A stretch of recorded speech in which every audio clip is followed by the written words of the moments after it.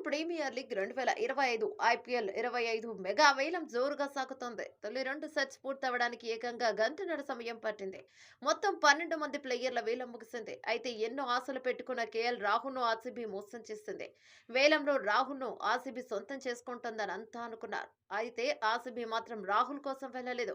ఆరంభంలో కాసేపు రాహుల్ కోసం ట్రై చేసిన ఆర్సీబీ ఆ తర్వాత వెనక్కు తగ్గింది. చివరకు ఢిల్లీ క్యాపిటల్స్ 14 కోట్లకు రాహుల్ను సొంతం చేసుకుంది.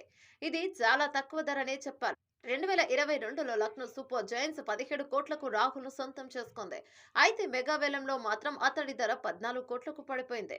ఇటీవల కాలంలో కేఎల్ రాహుల్ పేలవ ఫామ్‌లో ఉన్న సంగతి తెలిసిందే. గత 2 ఐపీఎల్ సీజన్లలో రాహుల్ పెద్దగా పరుగులు చేసింది లేదు.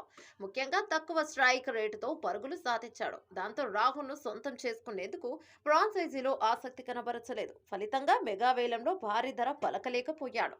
అయితే తాజాగా స్టార్ స్పోర్ట్స్‌కి ఇచ్చిన ఇంటర్వ్యూలో రాహుల్ మాట్లాడుతూ, నాకు ఆర్సీబీకి ఆడాలని ఉంది అని, ఆర్సీబీ నాకు హోమ్ టీమ్ అని, ఏ బాధ్యత ఇచ్చినా సిద్ధంగున్నానని తెలిపాడు. అయితే రాహుల్‌ని ఖచ్చితంగా ఆర్సీబీ తీసుకుంటుందని అంతా భావించారు. వేలంలో పంత్, బట్లర్ కోసం పోటీ పడకుండా ఉండడంతో రాహుల్‌ని ఖచ్చితంగా తీసుకుంటారని అనుకునే లోపే ఏమాత్రం ఆసక్తి లేనట్టు రాహుల్ కోసం వేలం పాడారు. చివరికి 14 కోట్లకు ఢిల్లీ చాలా సునాయాసంగా కొనేసింది.